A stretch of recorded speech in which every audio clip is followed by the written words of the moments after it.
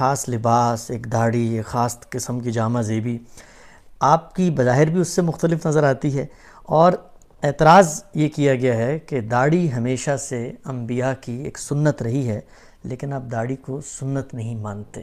یہیں سے آغاز کر لیتے ہیں۔ بسم اللہ الرحمن الرحیم۔ آپ کی بڑی عنایت ہے کہ آپ یہ سوالات اس طرح میرے سامنے رکھ رہے ہیں۔ میں دین کا ایک طالب علم ہوں۔ میرے ساتھ مسئلہ یہ ہے کہ میں جب شعور تو نہ یہ صورتحال تھی کہ میں ایک مذہبی گھرانے میں پیدا ہوا ہوں، مجھے بہرحال کسی مدرسے میں تعلیم پانے کا موقع ملا ہے، میں وہاں سے نکلا ہوں، اب مجھے دین ہی کی بات کرنی ہے۔ میرا پس منظر یہ تھا کہ میں ایک ذمہ دار گھرانے سے تعلق رکھتا تھا۔ میرے گرامی قدر والد ایک صوفی بزرگ تھے۔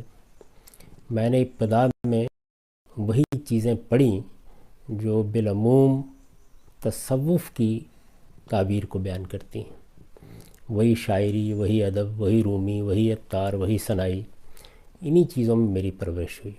میرے سامنے مذہب جب میں شعور کی عمر کو پہنچا تو ایک چیلنج کے طور پر آیا۔ میں جو کچھ مانتا ہوں کیا یہ درست ہے؟ میں جس قوم میں پیدا ہوا ہوں کیا اس کے نظریات کی کوئی وقت ہے؟ یہ جو چیزیں مجھ سے مذہبی اعتقاد سے منوائی جاتی ہیں یہ اپنے پیچھے کوئی استدلال رکھتی ہیں؟ تو میرے لیے یہ تحقیق کا موضوع بنا۔ اسی وجہ سے میں ہمیشہ یہ کہتا ہوں کہ ہمارے ملک میں بہت سے علماء ہیں، لوگ جائیں ان سے استفادہ کریں، میں سب کی بہت عزت کرتا ہوں۔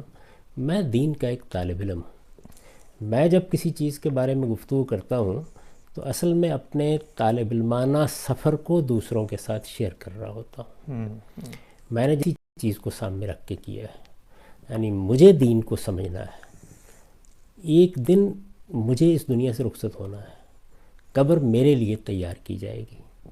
اگر کوئی اس کائنات کا پروردگار ہے تو مجھے اس سے ملاقات کرنی ہے۔ اس لیے دین سب سے پہلے میرا مسئلہ ہے، نہ یہ میرا پیشہ ہے، نہ مجھ پر کوئی پابندی عائد ہوتی ہے کہ میں اس کو لوگوں کے سامنے بیان کروں۔ میرے لیے تو سب سے بڑا مسئلہ یہی تھا کہ میں کہاں کھڑا ہوں۔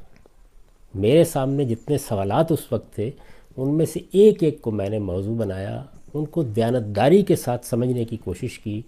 اس معاملے میں جو کچھ ماضی میں کہا گیا تھا یہ صحیح کی کہ میں اس کو پڑھوں، اس کو سمجھوں۔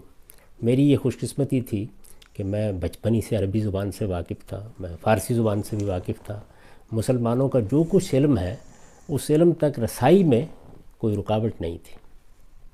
تو میں نے ان میں سے ایک ایک چیز کو دلائل کی روشنی میں پرکھنے کی کوشش کی ہے، یعنی یہ جاننے کی صحیح کی ہے کہ اگر کوئی بات کہی جا رہی ہے، اگر کسی چیز کو دین کی حیثیت سے بیان کیا جا رہا ہے تو اس کی نوعیت کو متعین کروں۔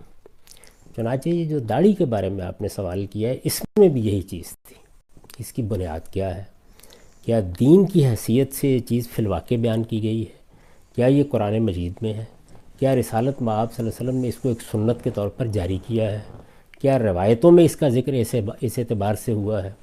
تو یہ ساری چیزیں سامنے رکھ کر جب غور کیا جائے گا تو ایک طریقہ یہ ہے کہ علماء یہ کہتے ہیں، یہ ایک رائج چیز ہے، چلی آ رہی ہے، سب لوگ اس کو ایسے ہی دیکھتے ہیں، ایک طریقہ یہ ہے۔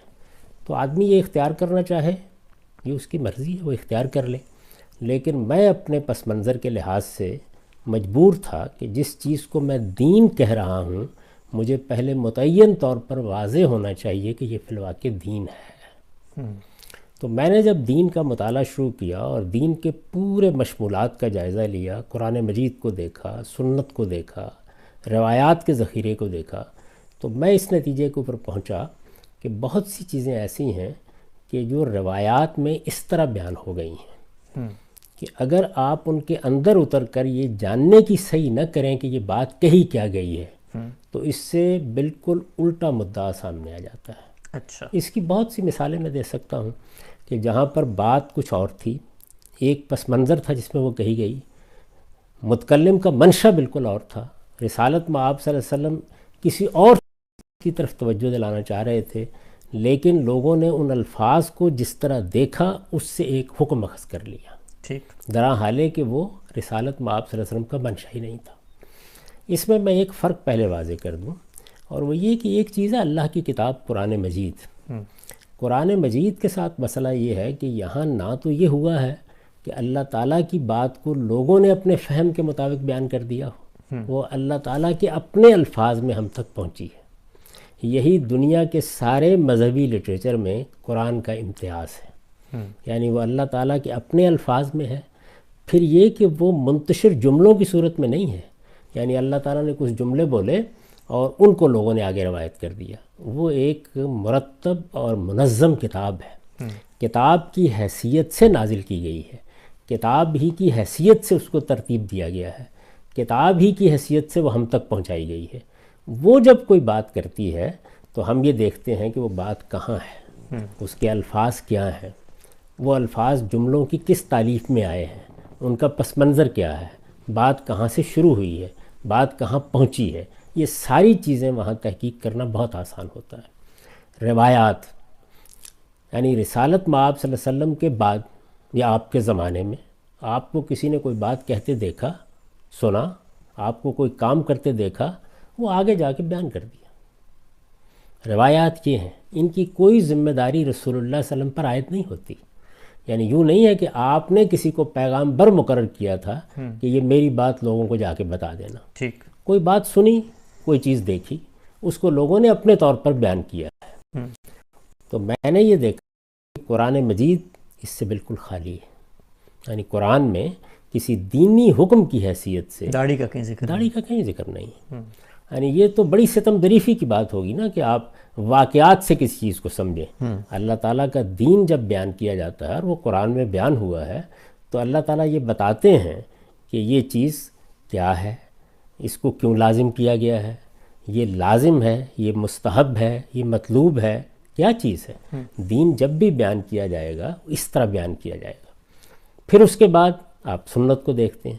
سنت کیا ہے؟ دین کی حیثیت سے رسالت مآب صلی اللہ علیہ وسلم نے جو چیزیں اپنی امت میں جاری کر دی ہیں، تو یہ بات واضح ہوئی کہ یہ در حقیقت جس کو ہم سنت کہتے ہیں، اس کی ابتدا تمام انبیاء کے ہاں رہی ہے، یعنی یہ سیدنا آدم علیہ السلام سے لے کر جو دین اللہ تعالیٰ نے دیا ہے یہ اس کی روایت ہے۔ ٹھیک، اور یہی روایت بعد میں، معاف کیجیے، انبیاء علیہ السلام کے ہاں بھی جاری رہی۔ یہی روایت ہے جو سیدنا ابراہیم علیہ السلام کے ذریعے سے عرب میں آئی، اور پھر اس کو قرآن مجید نے دین ابراہیمی، ملت ابراہیمی قرار دیا۔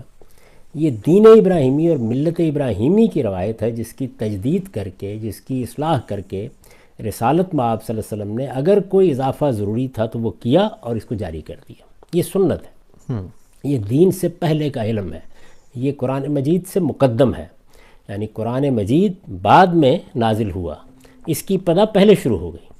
یہ چیز پہلے سے موجود تھی، نماز پڑھی جا رہی تھی، روزے رکھے جا رہے تھے، زکوٰۃ دی جا رہی تھی، اسی طرح سے حج عمرہ یہ ایک روایت کی حیثیت سے موجود تھا۔ یہ ساری چیزیں جو ہیں یہ سنت کی حیثیت سے جاری تھیں۔ تو میں نے دیکھا کہ کیا ان میں یہ چیز موجود ہے، تو معلوم ہوا کہ وہاں بھی نہیں ہے۔ تو اب ایک باقی رہ گئی، اور وہ یہ کہ روایات میں، یعنی رسول اللہ صلی اللہ علیہ وسلم سے سنی ہوئی باتوں میں یا آپ کے کسی عمل کو دیکھ کر کسی نے کوئی بات بیان کی ہے، تو یہ ساری بات اسی ذیل میں بیان ہوئی ہے جہاں ہوئی ہے۔ جب وہ بات بیان ہوئی ہے تو سیاق سباق کیا ہے، بات کس موقع پر کہی گئی ہے، کیسے کہی گئی ہے، اسے متعین کیا جائے گا نا۔ تو میں اس نتیجے پر پہنچا کہ رسول اللہ صلی اللہ علیہ وسلم جس وقت یہ بات فرما رہے ہیں کہ تم لوگ اپنی مونچھیں پست رکھو اور اپنی داڑھی بڑھاؤ، تو اس جملے کا مدعا کیا ہے، متکلم کے پیش نظر کیا بات ہے، یعنی آپ کیا فرما رہے ہیں۔ تو تمام روایات کو سامنے رکھ کر یہ بات واضح ہوئی کہ در حقیقت آپ ایک حیت یا ایک وضع پر تبصرہ کر رہے ہیں۔ ٹھیک، چونکہ پیغمبروں کی ہدایت میں یہ چیز کہ نہ آپ کے باطن میں تکبر کا کوئی شائبہ ہو، نہ آپ کی چال ڈھال میں، آپ کے انداز گفتگو میں، آپ کے رہن سہن کے طریقوں میں کوئی متکبرانہ چیز در آئے۔ تکبر بہت بڑا گناہ ہے۔ تو رسالت مآب صلی اللہ علیہ وسلم نے اس کے بعد دوسرے مظاہر پر تنقید کیا، قرآن نے بھی کی ہے، یعنی آدمی چلے کیسے، بولے کیسے۔ آپ دیکھیے قرآن نے بتایا ہے کہ اپنی آواز کا خیال رکھو، اپنی چال ڈھال کا خیال رکھو، جب تم دوسروں کے ساتھ معاملہ کرتے ہو تو اس میں دیکھو تمہارا رویہ، تمہارا انداز، تمہارا اسلوب گفتگو متکبرانہ نہیں ہونا چاہیے۔ تو ایک وضع قطع سامنے آتی ہے کہ بعض لوگ آپ نے دیکھا ہوگا کہ اپنی مونچھیں بہت بڑھا لیتے ہیں اور چھوٹی داڑھی رکھتے ہیں. یہ اوباشوں کی سی وضع قطع ہے. آج بھی ہے. یہ آج بھی ہے. رسول اللہ صلی اللہ علیہ وسلم نے اس کو پسند نہیں فرمایا.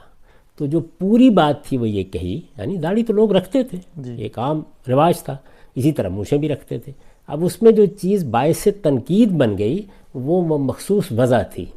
تو حضور صلی اللہ علیہ وسلم نے اس وضع پر تنقید کی اور یہ بتایا کہ بھائی مونچھیں پست ہونی چاہیے، داڑھی کو بڑھانا چاہتے ہو تو بڑھا لو، داڑھی بڑھا لو، مونچھیں پست کرو. یعنی مخاطب جس وضع کو اختیار کیے ہوئے ہے اس کی غلطی آپ نے واضح کی. یہ ایسے ہی ہے کہ جیسے کوئی آدمی بال بکھرائے ہوئے سامنے آئے تو آپ یہ کہیں گے کہ بھائی اللہ تعالیٰ نے بال دیے ہیں تو بنا کر رکھو، سنوار کر رکھو. اس میں کسی چیز کے وجود پر استدلال نہیں کیا جا سکتا.